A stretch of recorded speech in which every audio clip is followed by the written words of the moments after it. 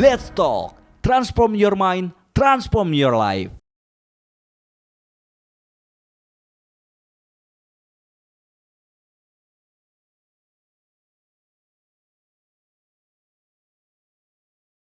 Assalamualaikum warahmatullahi wabarakatuh. Salam sejahtera untuk kita semua. Salam akhlak. Salam kompeten. Halo Sobat Learner, selamat datang di WRL Learning Center Podcast. Transform your mind, transform your life. Bersama dengan saya Nurmalita Duyanti dan Nama saya Nadia Putri Oktaviana. hari ini kita mau ngapain nih Kanat? Nah, hari ini kita mau ngobrol-ngobrol nih tentang topik yang tentunya menarik banget. Nah, cuman sebelum kita mulai, seperti yang sudah biasa dilakukan di WRL Learning Center Podcast ini, ngapain nih Kak kira-kira?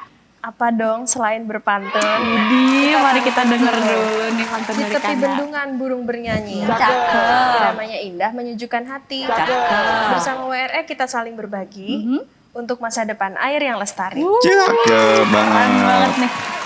Aku juga nggak mau kalah nih karena aku mau balas pantun karena di Oke. momen ini. Tolong cakepnya ya Kak ya. Oke, pasti. Siap. Turun ke sawah membawa cangkul. Cakep. Air mengalir menyuburkan bumi. Cakep lagi. Belajar di WRE makin terukur. Cakep. Semangat berkarya untuk negeri. Cakep. Nah, kebetulan hari ini kita nggak cuma berdua ya Kak ya. Iya. Sebenarnya tadi sudah terdengar sedikit-sedikit suara cakep di bass gitu ya, di rendah nih. Kira-kira siapa yang udah hadir hari ini Kak? Oh, tentunya bersama narasumber kita yang kompeten, super kompeten di Super bidang ahli. pembicaraan kita hari ini mengenai manajemen risiko. Tentunya semua sobat learner tahu dong siapa. Siapa coba? Siapa lagi kalau bukan Pak Purwanto? Halo Sobat Learner, welcome to the club. Bertemu kembali dengan para Gen Z-nya PJT 2 yaitu Nadia dan Nurma. Oke Pak, punten nih Pak. Kan tadi kita udah buka pakai pantun nih. Nah, apakah ada pantun dari Bapak untuk membuka? Pantun dari saya kembalikan lagi ke moderator. Rupanya Bapak memang ahlinya di MR, cuman Iya. masih agak harus persiapan ya Kak Iya, kalau iya. pantun ya rupanya. Oke, jadi hari ini kita bakalan bahas apa nih bersama Pak Purwanto Kak?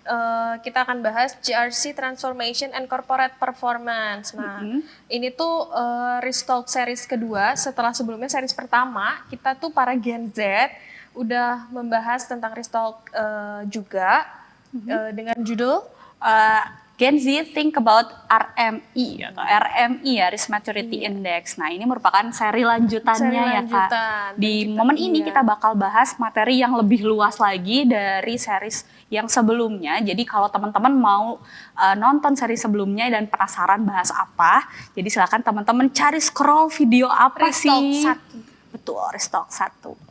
Nah, untuk mengefisiensikan waktu, mari kita langsung denger nih opening speech dulu sebelum kita ke materi. Ada yang mau Bapak sampaikan Pak sebelum kita mulai? Sebelumnya terima kasih dulu kepada WRL Learning Center yang sudah memfasilitasi acara Ristalk ini.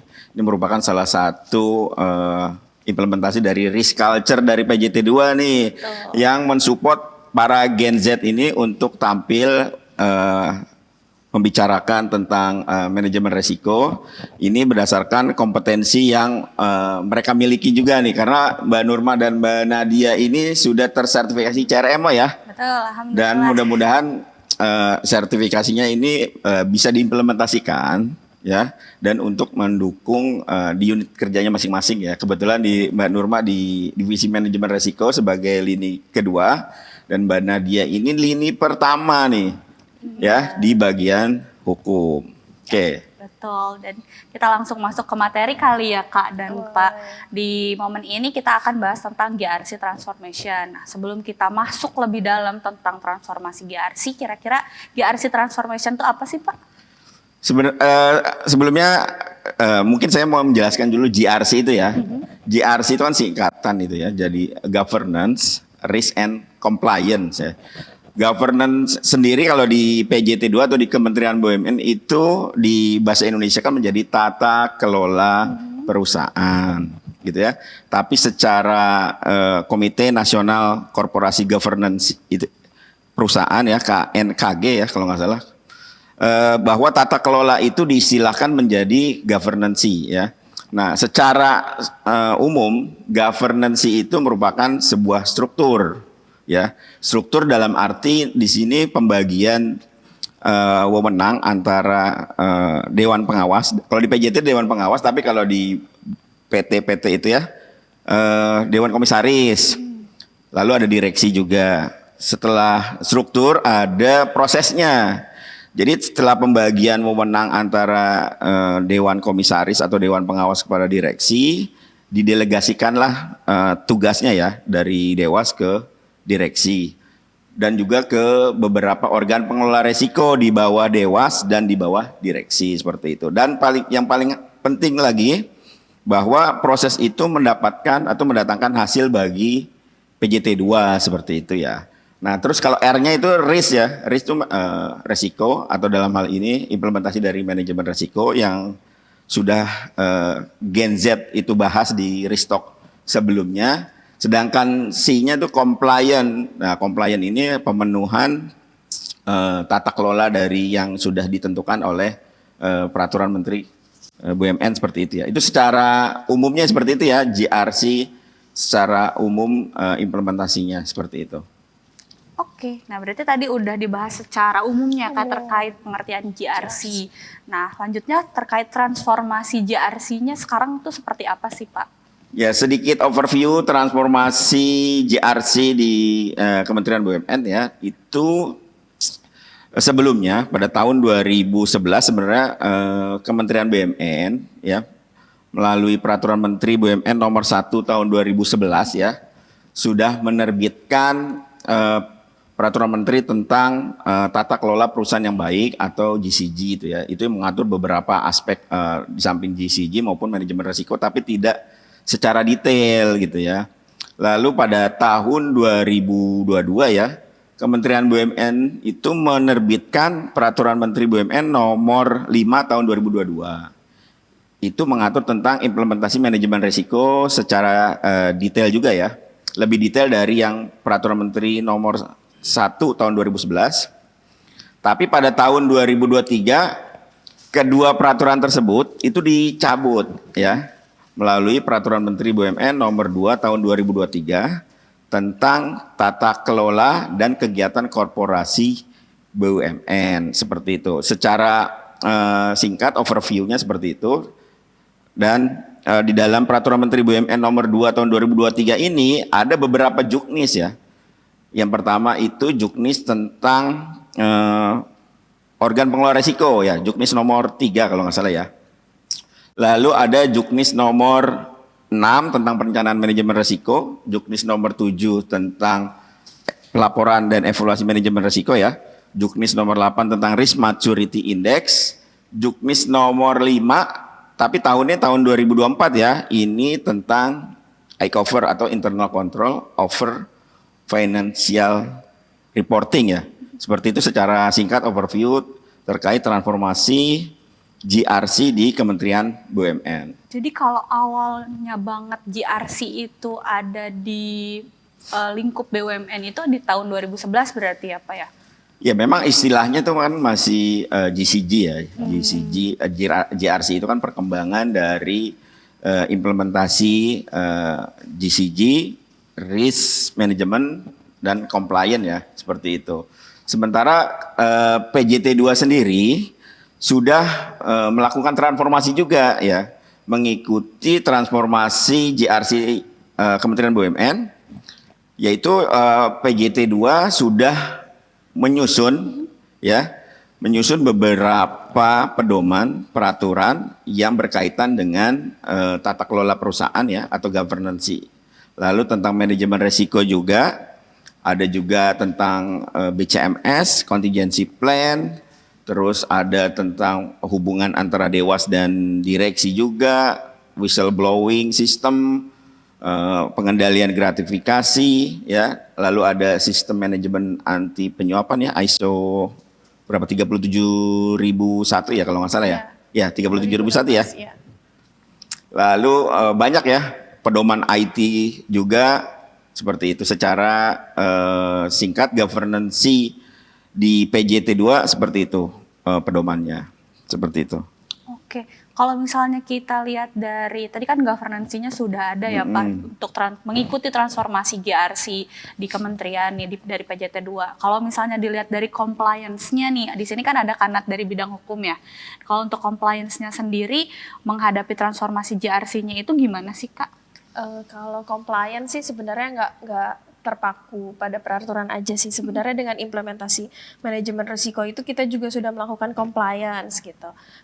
Seperti yang tadi diomongin Pak Ipung sih, kayak ada misalnya piagam dewas direksi gitu. Itu kan sebenarnya turunan juga dari permen-permen yang tadi disebutin Pak Ipung. Nah termasuk juga yang kita pernah update ya Pak Ipung ya dengan ditetapkannya peraturan Menteri nomor 2. Nah itu tuh memang banyak, termasuk juga ada pedoman manajemen risiko, itu juga kita update gitu untuk bisa tetap kita untuk compliance terhadap peraturan-peraturan. Oke, jadi PJT 2 tuh selalu update mengikuti perkembangan perubahan transformasi GRC juga ya Pak ya? Iya, setelah tadi ya kita menyusun pedomannya atau tata kelolanya, PJT 2 itu komitmen mengimplementasikan pedoman dan prosedur tersebut. Yang pertama itu menyesuaikan struktur organisasinya tuh ya. Tadi kan kalau governance itu terkait dengan struktur ya. PJT 2 sudah menyesuaikan apa yang diatur dalam Peraturan Menteri BUMN nomor 2 tahun 2023 itu ya, dengan memisahkan antara lini pertama, lini kedua dan lini ketiga seperti itu ya. Terus juga organ pengelola resikonya juga kita sudah ada 9 organ pengelola risiko ya. Karena PJT 2 masuknya ke BUMN individu dan sistemik B. Namun pemisahan direksi yang mengelola resiko dan keuangan ini masih digabung ya.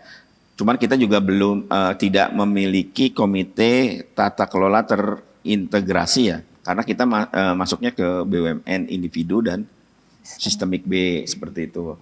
Nah terkait dengan implementasi dari governance, risk and compliance, yang pertama itu kita melakukan komunikasi ya dengan para stakeholders melalui sosialisasi, baik itu pemilik modal, baik itu pelanggan maupun ke masyarakat ya.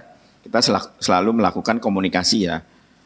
Yang kedua kita juga melakukan training ya, training kepada seluruh organ pengelola resiko ya, baik itu di tingkat Dewan Pengawas, direksi, lini 1, lini 2, lini ketiga. Selanjutnya kita juga dalam rangka implementasi dari GRC yaitu penyusunan RKAP berbasis resiko. Lalu ada juga implementasi risk based audit tuh ya. Seperti itu. Dan untuk digitalisasi proses bisnis dalam GRC itu PJT punya IJRC ya. IJRC yang bisa digunakan oleh para karyawan ya untuk sebagai sarana komunikasi laporan ya. Penyusunan laporan manajemen risiko itu juga ada pedoman-pedomannya ya, bisa dilihat di aplikasi di SMT karena sudah terintegrasi seperti itu.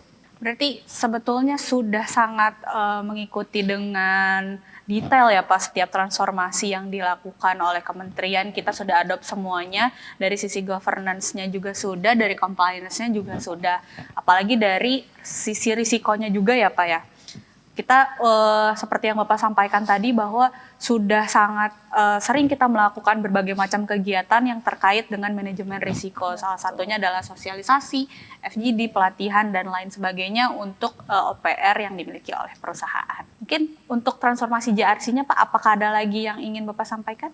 Ya sebenarnya kalau secara manajemen sumber daya air ya, PJT itu kan sebenarnya sudah melaksanakan implementasi manajemen risiko juga ya, tapi dengan sudut pandang yang berbeda ya. Ini lebih ke teknis sumber daya air ya, di mana dalam implementasinya sudah digitalisasi nih, udah menggunakan sistem informasi sumber daya air ya untuk komunikasi pelaporan kita juga ada SWOM itu ya, Smart Water Operating Management ya kalau nggak salah ya.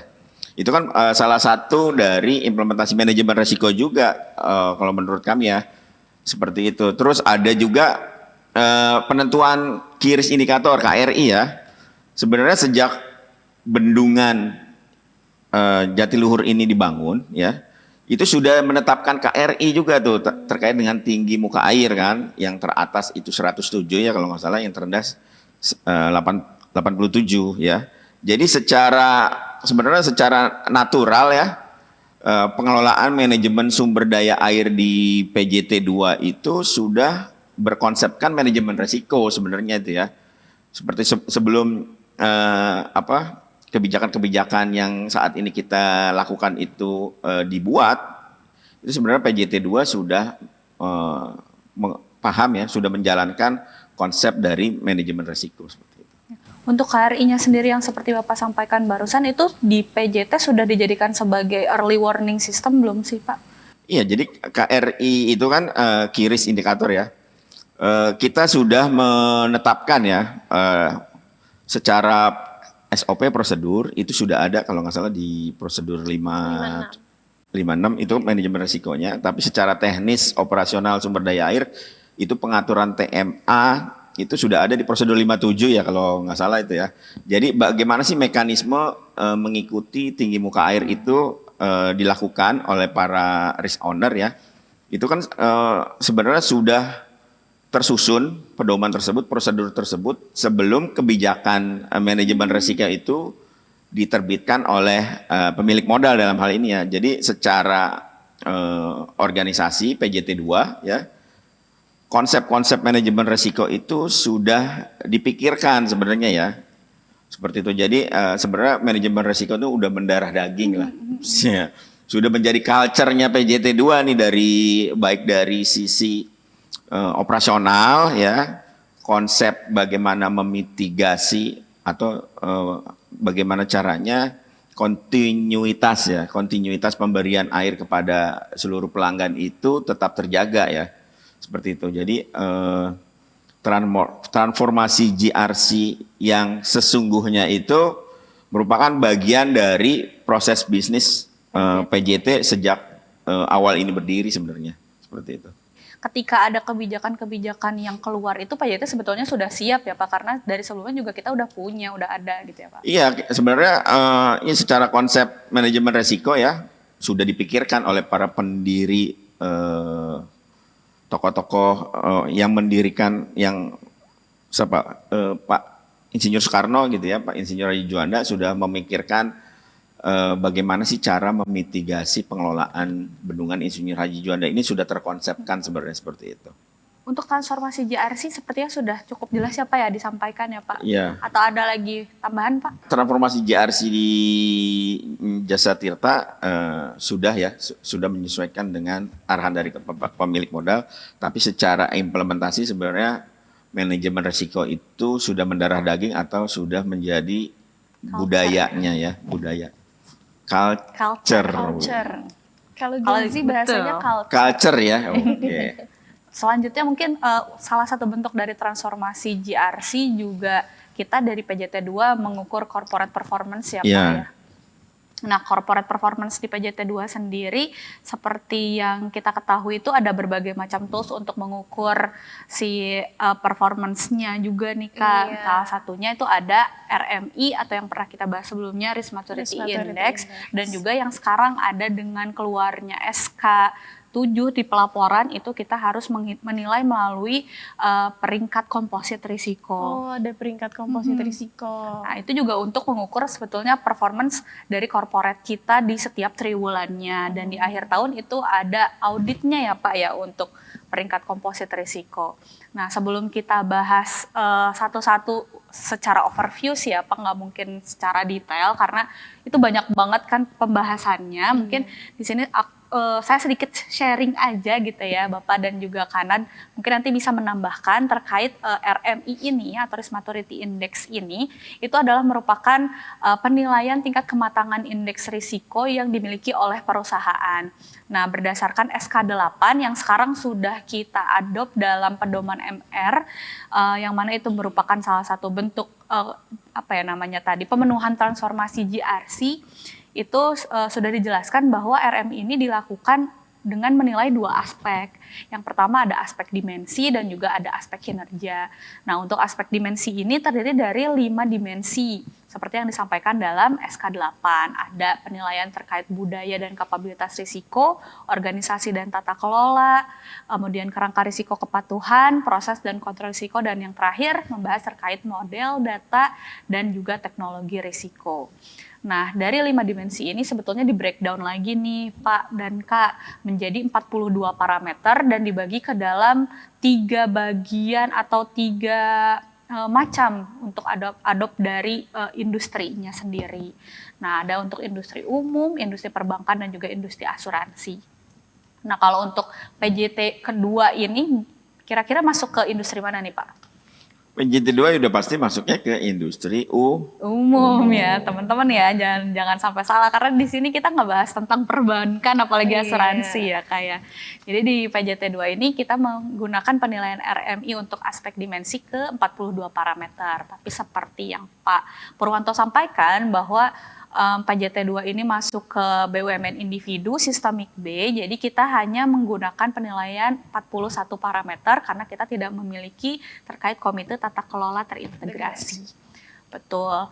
Nah, untuk metodenya sendiri itu kita bagi ke dalam 3 tahapan. Yang pertama adalah pengumpulan dokumen, kemudian ada survei dan juga ada wawancara. Nah, setelah itu metode-metodenya dilakukan, kemudian selanjutnya kita akan mengukur nih si aspek kinerjanya, yang mana diukur melalui tingkat kesehatan atau final rating dan juga peringkat komposit risiko.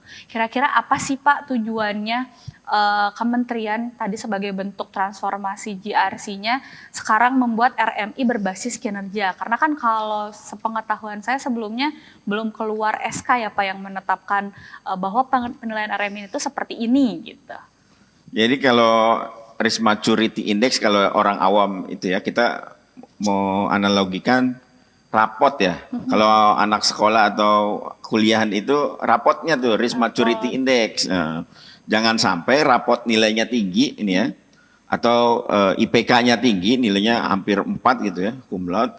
Tapi secara kompetensi di lapangan di dunia kerja itu tidak bisa dipertanggungjawabkan misalkan itu ya. Kenapa berbasis kinerja gitu ya.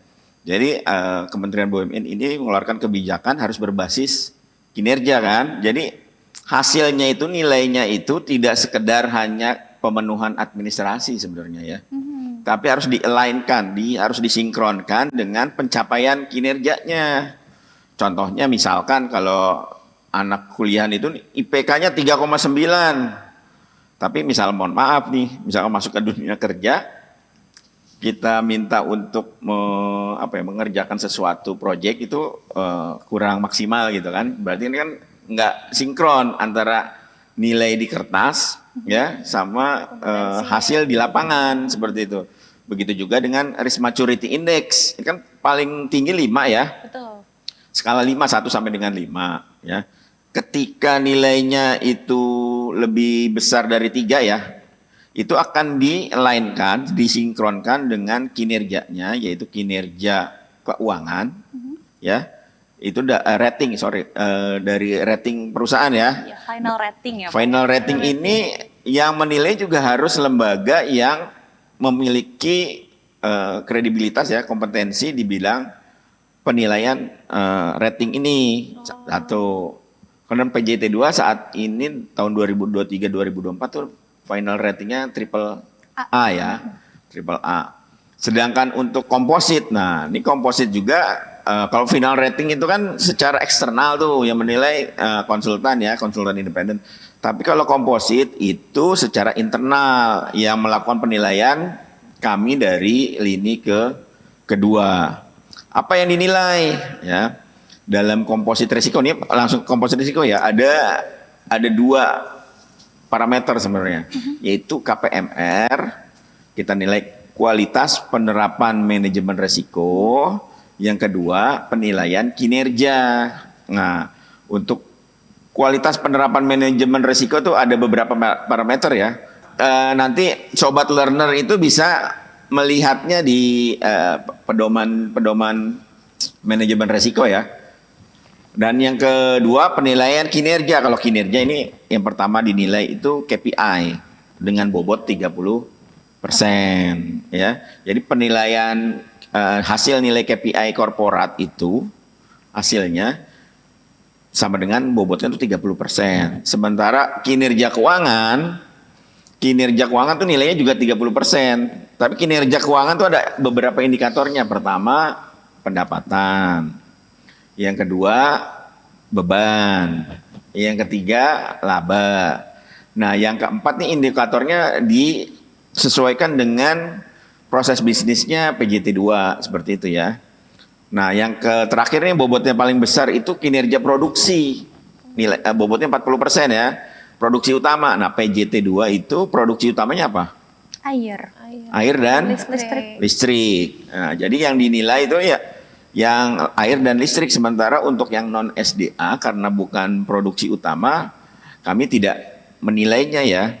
Nah, sebenarnya kami selama 3 tahun ini 2023, 2024 ya, ini mengevaluasi ya.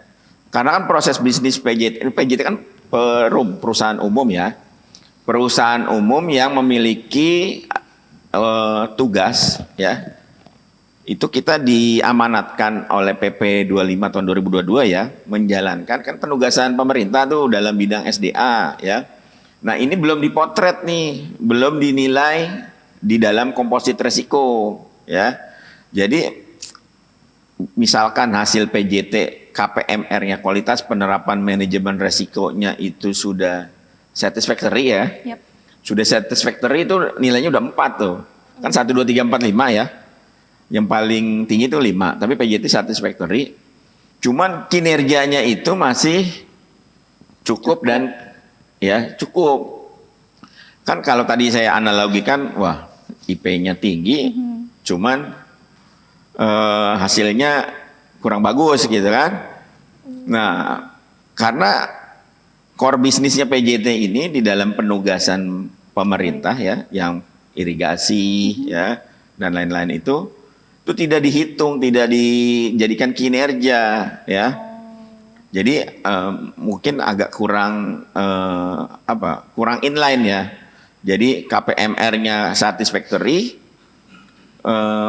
kinerjanya cukup ya. Apabila dimasukkan indikator penugasan pemerintahnya, mungkin kinerjanya itu akan menjadi baik bahkan ya. sangat baik ya. Maka ya, mungkin sangat baik gitu ya. Cuman memang ini kalau boleh kami ya PJT2 mengusulkan bahwa peran penugasan pemerintah ini bisa dijadikan salah satu indikator penilaian dalam aspek kinerja ya, agar sistem penilaiannya ini juga bisa dikatakan apa?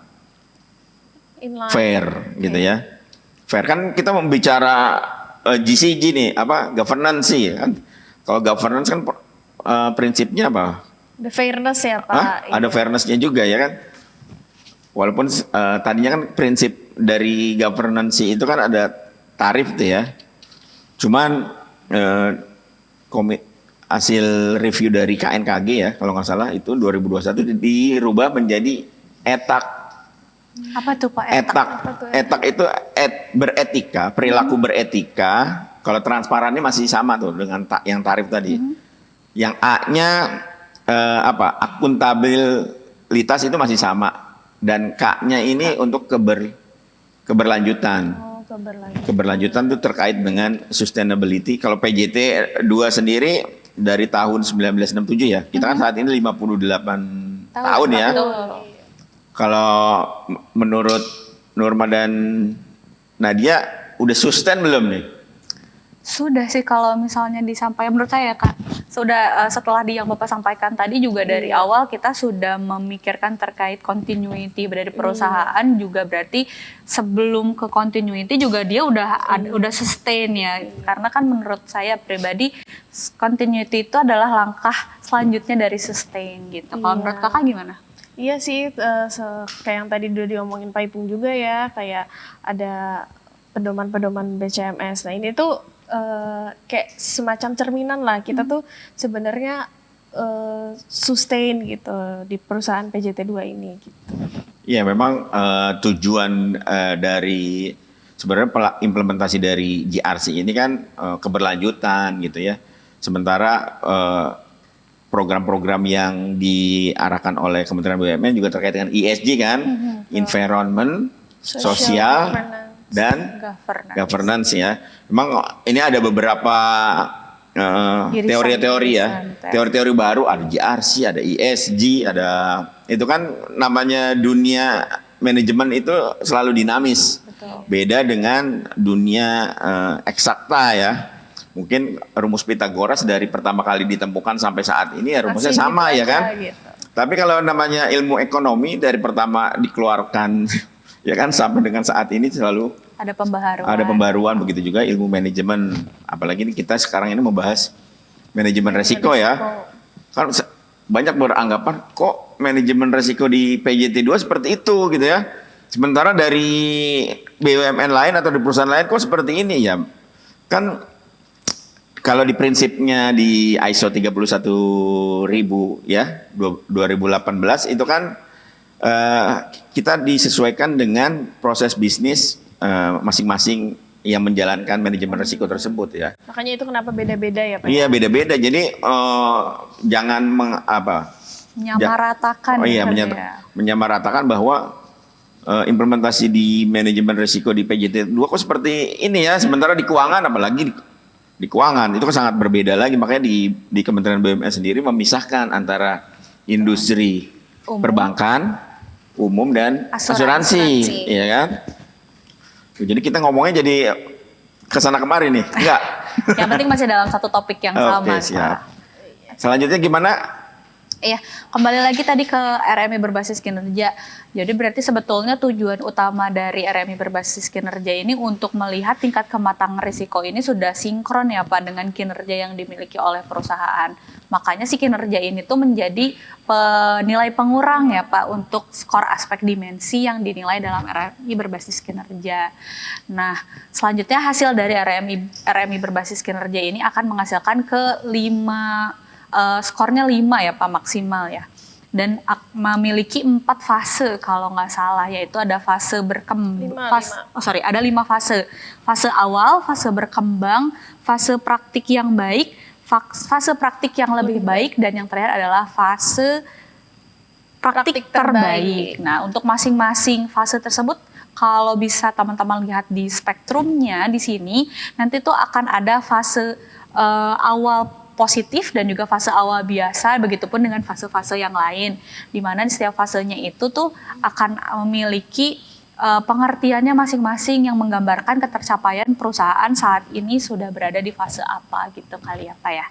Nah selanjutnya nih di sini ada gambaran terkait karena komposit udah kita bahas, kita akan masuk ke gambaran terkait hasil penilaian RMI ya Pak. Jadi kalau PJT2 sendiri itu sudah melaksanakan RMI untuk tahun buku di tahun 2019 ya Pak. Jadi kita udah melaksanakan nih teman-teman di tahun 19, 20, 21, 22 dan yang sedang kita laksanakan saat ini adalah RMI untuk tahun buku 2024. Nah penilaiannya pun kalau misalnya kita bisa lihat di grafik bahwa penilaiannya itu kurang lebih meningkat dari tahun 19 sampai tahun 2022 untuk tahun buku 2022. Nah, sementara di tahun 2023, tahun buku 2023 itu ada sedikit penurunan yang memang sebetulnya bukan sedikit sih, signifikan ya Pak ya penurunannya. Kalau boleh tahu kenapa tuh Pak ada penurunan? Dari tahun 2000 berapa tadi? 2019 ke tahun 2020 itu kita stagnan. 2021 kita naik Pak. Kemudian di tahun 2022 juga kita naik di 4,4 kalau nggak salah. Nah di tahun 2023 itu ada penurunan nih, kita ketahui ke skor 2,4. Jadi yang menjadi dasar dari penilaian risk maturity index sebelum terbitnya per 2 2023 itu kan per 1 2011 ya, di mana BUMN itu wajib menilai tingkat kematangan manajemen risikonya. Nah, memang secara di situ tidak diatur secara mikro ya, tapi secara makro wajib melaksanakan risk maturity index, tapi tidak mengeluarkan bagaimana sih metode pengukurannya ya. Metode penilaian itu diserahkan ke BUMN masing-masing seperti itu ya. Nah, PJT 2 dari 2019 itu sudah menggunakan konsultan independen sebenarnya ya.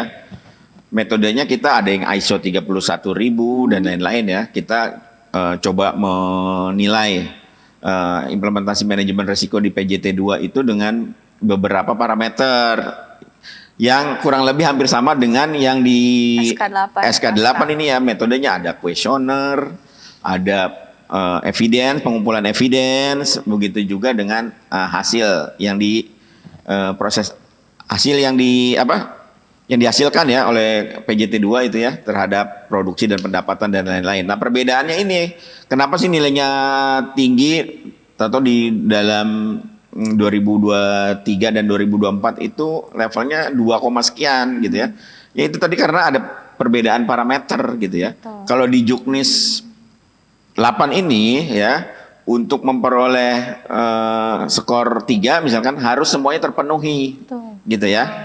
Semua parameter indikatornya harus terpenuhi. Kalau jika ada satu yang tidak terpenuhi saja, dia akan turun lagi ke level sebelumnya gitu ya.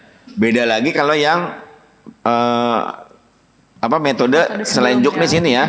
Ketika kita sudah sampai ke level 4 gitu ya. Ya itu berarti kita sudah mencapai ke sana seperti itu. Nah, juga beberapa perbedaan perspektif nih ya antara makanya tadi kan manajemen itu ilmu yang dinamis, satu, dua juga persepsi orang-orang itu berbeda gitu ya. Mengartikan kalimat-kalimat yang ada di dalam Juknis itu berbeda. Ada pandangan yang menilai ya harus adanya evidence gitu ya. Harus ada evidence seperti yang tertulis dalam Juknis. Tapi juga ada orang yang berpersepsi bahwa lebih ke substansinya ya, ke substansinya daripada ke administrasi gitu ya.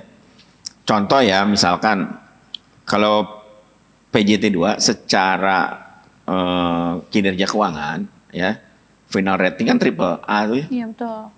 Triple A, terus labanya juga kalau kan disesuaikan dengan modalnya ya, asetnya, karena sistemik B kita untung 200 sekian miliar itu juga udah kinerja udah bagus dong ya.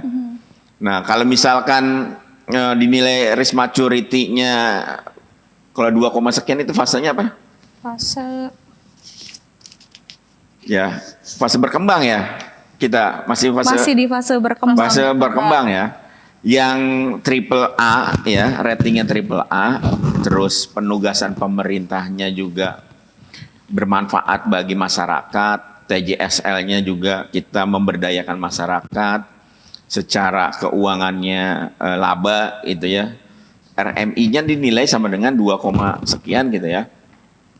Nah, mohon maaf kalau misalkan dari sisi kinerja ada perusahaan-perusahaan tuh yang rugi ya. Terus final ratingnya juga di bawah triple A gitu ya. Terus tapi risk maturity indexnya itu bisa dikatakan nilainya sama PJT kan. Itu juga jadi tanda tanya kan seperti itu. Kalau misalkan memang sebenarnya petunjuk teknis ini digunakan untuk memotret bagaimana sih implementasi manajemen risiko di sebuah perusahaan gitu ya.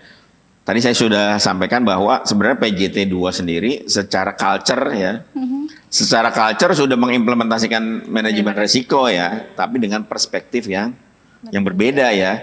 Misalkan harus Juknis ini perspektifnya harus A, PJT B nih ya, tapi secara regulasi ya dan secara ketentuan teori ilmu manajemen sumber daya air itu masuk tetap gitu ya. Tapi secara juknis ini nggak masuk ya. Nah itu yang menjadikan perbedaan itu Mbak Nurma ya. Bahwa kok yang dulunya nilainya kita sudah tinggi. Bisa turun tuh karena cara ukurnya berbeda gitu ya. Ya itu salah satu yang mengakibatkan menurunnya nilai dari risk maturity index. Nah, mungkin juga next time ada kali ya Pak kamus MR gitu ya Pak untuk menyamakan persepsi. Iya, karena kadang-kadang ketika kita melaksanakan penilaian RM ini sedikit curhat kemarin gitu, ada yang menyatakan bahwa statement A itu sudah cukup kita bisa penuhi evidence-nya dan juga dibantu dengan hasil wawancara dan lain sebagainya, tapi ternyata berdasarkan hasil asistensi ternyata dari penilai asistensi juga wah ini masih kurang evidence-nya dan lain sebagainya karena kita punya pemahaman yang berbeda antara A dan B gitu. Jadi mungkin next time-nya ada kamus MR gitu ya Pak untuk membantu kita dalam pelaksanaan manajemen risiko di perusahaan. Memang ini juga ya di ISO 31000 itu tugas tersulitnya itu menyamakan persepsi, ya apalagi hal-hal yang baru seperti ini ya. Karena kalau namanya transformasi itu datangnya kan dari atas, ya. Sementara yang implementasikan kan di bawah, ya. Sudah pasti kalau ada perubahan biasanya apa sih yang dirasakan oleh Nurma sama Nadia itu kalau ada perubahan nih misalkan, biasanya apa? Adaptasinya mungkin ya Pak, mengadopnya. Iya, adaptasi, ada juga yang resistensi ya kan. Kok sekarang kok makin ribet gitu kan. Seperti itu kan kita sebenarnya dari 2023 nih kan munculnya 2022 tuh yang per 5 2022 ya. Kita sudah melakukan komunikasi ya ke seluruh karyawan ya, seluruh unit kerja bahwa memang kebijakannya berubah nih ya. Kan resiko sebenarnya yang hulunya itu ya. Kalau kita bicara SDA misalnya hulu ke hilir. Resiko yang hulunya itu resiko perubahan kebijakan ya. Akan mengakibatkan apa? Pasti akan mengakibatkan perubahan pola operasi atau proses bisnisnya sebuah perusahaan gitu. Dalam hal ini PJT 2 ya. Dengan terbitnya per 5 waktu 2022 lalu muncul 2023 itu per 2 sudah pasti kebijakannya berbeda kan, kertas kerjanya berbeda, pelaporannya berbeda gitu kan, metode penilaian resikonya juga berbeda ya kan. Mungkin yang orang di lapangan nih ya sebelumnya cara menghitung resiko lebih simpel gitu ya, cuman K kali D.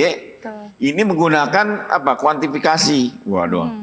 Iya ya kan? Ya. Sebelumnya K kali D. K kali D hanya simpel kan, 1 kali 5 gitu kan. Apa digabungkan 1 kali 5 misalkan, ada juga yang digabungkan 1 kali 5 15 gitu ya. Ya kan sebenarnya tujuannya sama, cuman cara yang berbeda. Terus pelaporannya juga harus ada berapa kertas kerja itu ya. Nah itu kan salah satu perubahan-perubahan yang harus kita komunikasikan kepada seluruh unit kerja ya. Alhamdulillah tahun 2025 ini dalam penyusunan RKP berbasis risiko itu kita sudah pelan-pelan sudah mengikuti prosedur Juknis 6 ya. Juknis 6 kan itu perencanaan manajemen risiko ya. Tapi outputnya sebenarnya RKAP berbasis risiko. Nah ini kita pelan-pelan nih sudah masuk ke tahap seperti penyesuaian ya.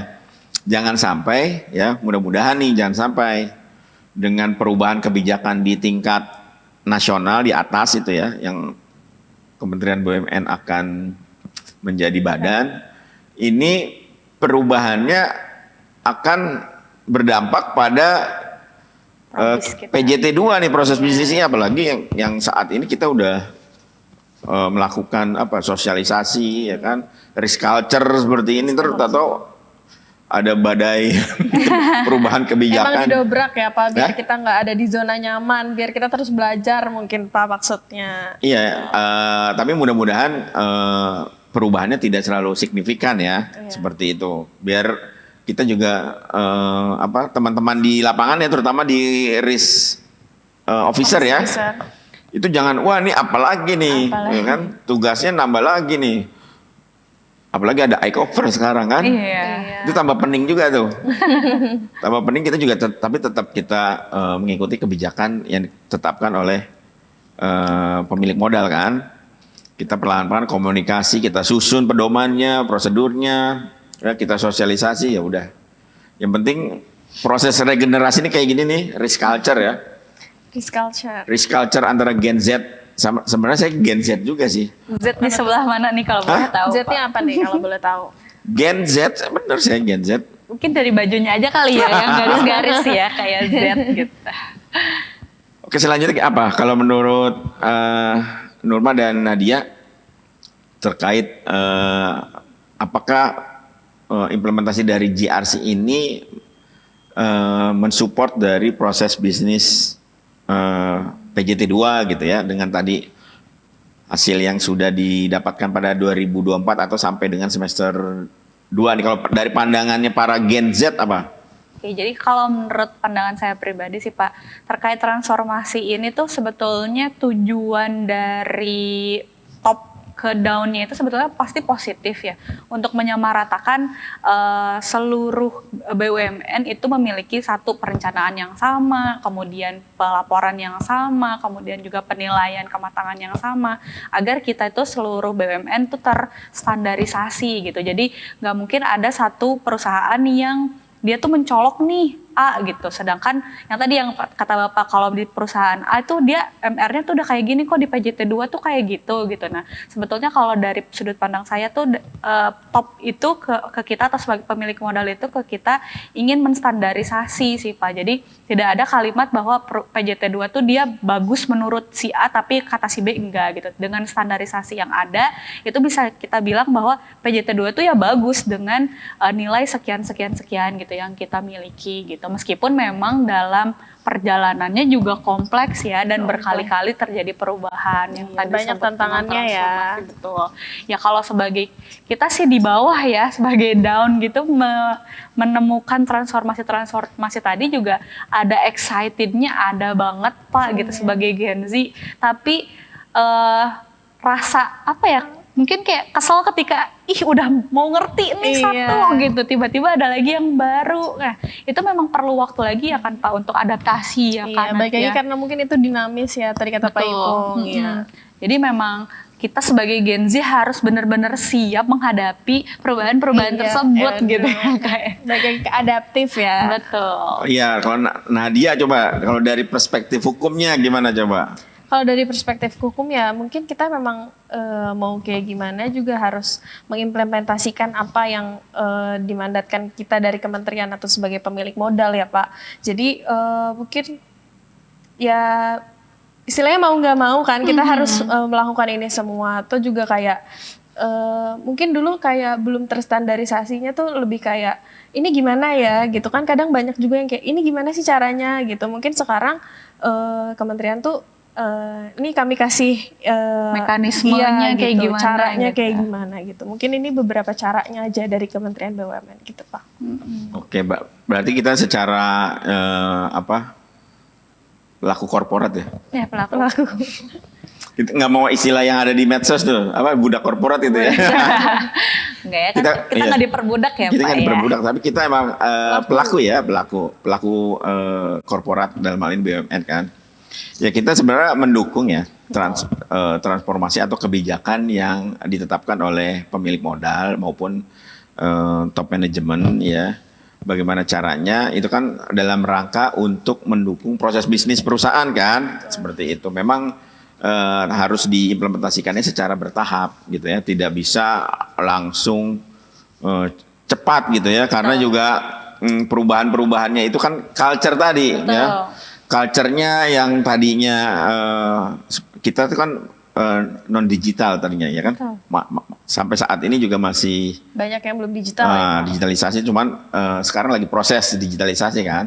Satu, kedua terkait dengan pemahaman ya, mungkin dari 2023 sampai 2025 ini ya, sertifikasi ya. Kalau boleh sombong nih sih ya. Iya. Yang memiliki sertifikat MR itu pertama boleh dikatakan saya di 2018 gitu ya, di 2018 dan itu juga untuk mendapatkannya itu secara internal kan kita boleh dikatakan prosesnya Effortnya banyak gitu. banyak ya. gitu ya. Tapi kalau sekarang nih dari mulai 2023 tuh itu kita ada 20 orang lebih kali ya tersertifikasi CRMO. CRMO maupun yang QRMO, CRMP. Mudah-mudahan saya hari ini tuh CRGP juga Wih, udah keren. lulus Pasti gitu ya. sih lulus ya kalau menurut kita. Iya, akibat dari perubahan kebijakan ini juga kan berdampak juga kan. Yang tadinya cuma satu itu di 2018 ya, itu saya pertama kali 2018. Yang saat ini udah 20 orang dan saya saat ini juga sertifikasi manajemen risiko untuk 4 gitu ya. Bukan satu lagi. Udah makin panjang namanya Pak Ipung ya. Udah bukan hanya dokter Purwanto bla bla bla bla gitu ya. Iya, jadi kita diberikan kesempatan juga ya, diberikan efek itu manfaatnya juga gitu ya. Kita diberikan kesempatan untuk meningkatkan kompetensi gitu kan. Tidak hanya di manajemen risiko, tapi ke yang menunjang proses bisnis nih. Kalau Nadia kalau terkait dengan hukum mungkin ntar sertifikat di bidang hukum, yang keuangan juga kemarin kan ada tuh. Ya, kalau kita kan kalau yang aslinya tuh bendungan ya, ahli bendungan banyak pejabat dan karyawan kita yang ahli bendungan maupun dan tenaga listrik juga ya, elektrikal gitu ya. Nah, itu juga kan hal-hal yang positif gitu ya. Kita jangan menilai hal negatif aja ya. Betul. Nah, kalau yang dirasakan oleh Gen Z nih, kan tadi kan udah secara umum. Kalau secara pribadi apa kira-kira? Secara pribadi. Kalau dari aku pribadi ya Pak Eka, rasanya itu ya kalau Gen Z kalau nggak ngeluh nggak Gen Z gak sih? Iya. Jadi pasti ya ngeluh-ngeluh dulu kayak ih susah bla bla bla nangis-nangis, tapi pada akhirnya kita tetap menjalani, enjoy gitu ya dengan transformasi yang ada. Pelatihan lagi pun kita oke gitu iya, ya. meskipun dengan oke gitu ya, gitu. dengan sedikit ada air mata. Tapi kan yang baru dirasakan ini kebetulan nih dua-duanya sudah mendapatkan hasilnya, manfaat. Ya. Karena apa? Karena nih ya dengan Nurma ini masuk 2023 ya kan? Kan secara kalau di manajemen resiko nih ya, kita buka dapurnya aja ya. Waduh. Di manajemen resiko nih Nurma itu kalau saya lihat speknya nih kalau komputer itu ya, saya menganalogikan speknya itu spek games, laptop games gitu ya. Saya nggak mau hanya digunakan untuk mengetik Word gitu kan misalkan dan secara tugas. Makanya penugasan Nurma itu ketika baru masuk juga sudah mengukur risk maturity index kan, secara self assessment kan. Walaupun berdarah-darah, cuman kan seminggu yang lalu hasilnya sudah didapatkan oleh Nadia dan Nurma kan, sudah mungkin juga Nadia diberikan porsi kerjanya juga lebih tinggi dibandingkan dengan rekan yang lain ya, seperti itu. Karena kami juga yang seniornya ini yang Gen Z kuadrat gitu ya, Gen Z kuadrat, kan kita menilai kompetensi tim kita itu bagusnya di apa gitu ya. Nggak mungkin kalau bagus di B kita suruh tugas A gitu ya. Tapi biasanya kalau di MR itu ya penugasannya langsung. Makanya banyak orang yang pengen pindah ke MR sekarang tuh. Ya, Pak, Subhanallah kan. Lagi seksi sebetulnya sekarang MR. Sekarang lagi pada ngantri ya untuk masuk MR. Ayo, bawa aku ke MR gitu. Kan seminggu ini kita ada tambahan nih ya, masuk dari SDM nambah lagi. Terus dari mana lagi? Dari ULD juga masuk ke kita. Terus dari mana lagi? Dari PKSM sebelumnya. Dari PKSM loh, masuk itu tuh. Penguatan sumber daya ya Pak ya. Jadi kita banyak yang berminat gitu masuk ya kan. Antara berminat sama keluar SK mau gimana lagi emang beda. Antara berminat dan terjebak.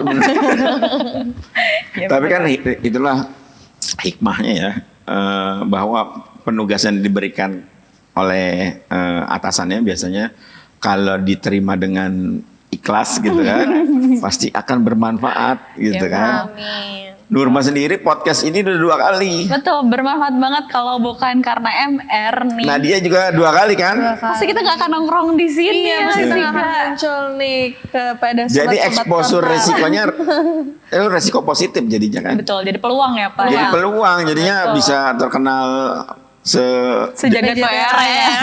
sekabupaten Jawa Barat. Kabupaten Jawa Barat gitu. Ya, berdasarkan tadi hasil obrolan dari kita, sebetulnya transformasi GRC apa yang mana kita sudah mengikuti perubahan dari awal. Kalau di tahun 2011 kita mengikuti compliance-nya, governance-nya, risk-nya juga sudah kita aplikasikan dari awal. Kemudian perubahan lagi di tahun 2022, kemudian di tahun 2023 itu adalah merupakan bentuk transformasi GRC yang dilakukan oleh PJT 2 yang mana pada akhirnya akan kita ukur dalam corporate performance ya Pak ya melalui RMI dan juga komposit risiko. Dari saya mungkin dengan judul kita GRC Transformation dan Corporate Performance, mungkin di setiap bidang, setiap yang kita lakukan pasti ada tantangan-tantangannya gitu kan. Ya termasuk dengan yang corporate performance, termasuk dengan harapan-harapan kita nanti untuk kedepannya biar RMI kita makin naik lagi. Betul, nilainya semakin meningkat gitu, gitu semakin ya. meningkat dan komposit risikonya bisa dinilai dengan baik. Baik juga, gitu. betul. Jadi nanti bisa sejalan ya dengan nilai Iya, RMI yang semakin meningkat, kinerjanya juga berbanding Iya, lurus ya betul. sesuai dengan tujuan RMI berbasis kinerja. Kalau dari Bapak gimana nih Pak kesimpulannya? Ya memang kan yang paling utama dari implementasi manajemen resiko itu kan kalau prinsipnya apa? Create value kan. Create value and protection. Itu teori banget ya, teori. Tapi walaupun teori itu dipakai di Per 2 2023 ya. Tapi kita coba tidak hanya teori ya, kita implementasikan apakah create value ini sudah terjadi di PJT 2 gitu ya. Yang pertama kalau kita lihat kinerja 2024 ya, kan kalau final rating itu triple A itu ya, triple A gitu ya, E itu bukan E gitu ya, tapi triple A lah, triple A gitu ya, itu final rating itu dan dinilai oleh lembaga independen kan. Terus secara kinerja keuangan ya, laba PJT juga 200 sekian miliar gitu kan. Secara penugasan juga kita berhasil mendukung ketahanan pangan ya, terutama di daerah irigasi Jatiluhur ya. Terus juga ketahanan energi ya, kita mensuplai Jamali itu istilahnya kalau orang-orang PLTA atau apa jaringan Jawa, Madura dan Bali ya. Jadi ketahanan energi sebenarnya itu ya. Nah, terus kalau program-program sosialnya ya, kita ini sudah mengelola resiko negatif. Tahu nggak resiko negatif tuh? Apa tuh Pak? Contohnya kalau di PJT 2 kan banyak eceng gondok tuh. Oh iya. Ya. Terus di panjang wilayah Sungai Citarum kan ada yang pencemaran oleh limbah kotoran ya, limbah kotoran sapi gitu kan. PJT 2 kan udah mengelola resiko negatif tersebut menjadi resiko positif ya. Jadi peluang ya. Yang menjadi peluang yang contohnya kalau eceng gondok itu PJT 2 sudah membina para pengrajin dari eceng gondok ya untuk menghasilkan beberapa kerajinan tangan. Contohnya ada juga yang tas, sendal gitu ya, sofa gitu ya, tempat tisu dan lain-lain gitu ya. Nah, terus kalau yang pengelolaan limbah itu ya, kotoran hewan itu menjadi biogas kan yang bermanfaat bagi Petani. masyarakat juga karena bisa dimanfaatkan untuk memasak ya, mengganti dari bahan bakar gas ataupun bahan bakar lainnya ya. Terus apalagi konservasi ya. Konservasi kita tahun 2024 25 juga sudah panen apa tuh, kopi dan lain-lain ya, buah-buahan, sayuran dan lain-lainnya. Kalau kita ada acara pasti ada tuh peserta ya UMKM yang menjual itu hasil dari binaan TJSL ya, PJT 2 seperti itu. Itu kan hal-hal positif ya, kita berarti sudah meng-create value tuh, create value. Dan kalau protectionnya apa? Protectionnya kan selama ini berarti mencegah dari penurunan nilai aset gitu ya. Kita kan sudah berhasil itu ya. Jadi peran transformasi GRC, Governance, Risk and Compliance, tidak hanya sebagai semboyan ya, tidak hanya sebagai teori, tapi sudah diimplementasikan nih oleh seluruh jajaran dari Dewan Pengawas, direksi, top manajemen ya, sampai ke para operator di lapangan ya. Itu kita sudah mengimplementasikan ya create value and protection. Jadi sebenarnya implementasi manajemen risiko itu sudah mengculture ya, membudaya di PJT2. Oke, dan penutup terima kasih sekali lagi kepada WRE Learning Center yang sudah mensupport pengembangan budaya resiko di PJT2 ya. Ini juga proses regenerasi ya. Kita ke Gen Z, para Gen Z, Nadia dan Nurma yang sudah mau belajar, mau mengimplementasikan dan mau berbagi kepada para Gen Z di PJT2. Nanti mudah-mudahan Gen Z di seluruh Indonesia, terutama praktisi-praktisi GRC ya, mau nih mengembangkan GRC di PJT2 umumnya ya. Mudah-mudahan ntar yang mau ke manajemen risiko tambah banyak. Jadi gimana kita ini? Hah? Aduh, kalau gitu sebetulnya senang sih Pak. Jadi kita ada berbagi pengalaman juga kan, berbagi insight dan juga experience kepada teman-teman yang pengen banget tuh masuk MR gitu. Jadi kan gaya nih jadi senior MR. Tapi nggak kita tolak-tolakin kan sebenarnya kan? Enggak ada ya Pak. Kita welcome aja. Welcome buka lebar ya Pak. Kalau bagi teman-teman yang mau silakan hubungi. Welcome to the club gitu ya. Welcome to jungle sih sebetulnya Pak. Jadi kalau istilahnya kalau di MR welcome to club ini uncertainty, Betul. ketidakpastian ya, seperti itu. Hidup ini Mungkin ya, mungkin itu ya dari saya. Cukup. Terima kasih. Terima kasih Terima banyak. kasih banyak Pak Ipung Betul. sebagai narasumber kita hari ini Betul. yang sangat-sangat kompeten. Betul, dan Di bidang insightful manajemen ya risiko, apa yang betul. barusan disampaikan terkait transformasi GRC ya kan Nadia. Nah mungkin sebelum kita akhiri mau remind juga nih buat teman-teman yang nonton WRE Learning Center Podcast untuk subscribe, Komen dan juga like untuk video ini. Dan bagi teman-teman yang pengen tadi apa sih restock di series pertama tuh apa, ngomongin apa, silahkan teman-teman tonton lagi restock series pertama yang tentunya akan bertemu lagi bersama dengan kami.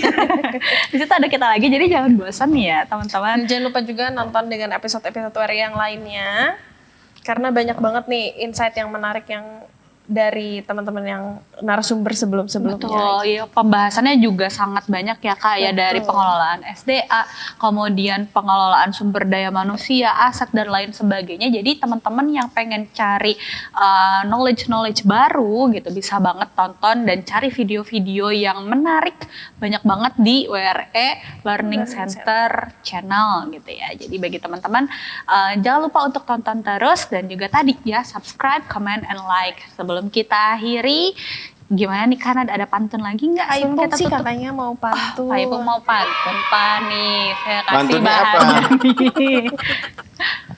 Pantun ya, tolong cantiknya bukan Oke, cakep. pennya Yes. cantik nih, boleh. Oke. Jalan bersama hingga ke dermaga. Cantik, Terpampang indah cahaya mentari. cantik, Sampai jumpa sobat learner tercinta. cantik. Mari terus belajar dan menginspirasi. Terima kasih banyak sahabat-sahabat Sobat Learner yang sudah menonton acara kami. Mohon maaf apabila masih banyak kekurangan atau ada salah-salah kata yang kami sampaikan. Kami mohon undur diri ya Kak. Ada lagi? Semoga episode kali ini dapat memberikan wawasan mengenai manajemen risiko di Jasa Tirta 2. Gitu. Betul banget. Sekali lagi terima kasih banyak. Terima kasih banyak Pak Purwanto. Terima kasih para Gen Z yang budiman sih. Gen Z Budiman ini kita mencoba untuk undur diri dari momen video hari ini. Terima kasih banyak teman-teman. Sampai jumpa di Restock selanjutnya. Assalamualaikum warahmatullahi wabarakatuh. Dadah.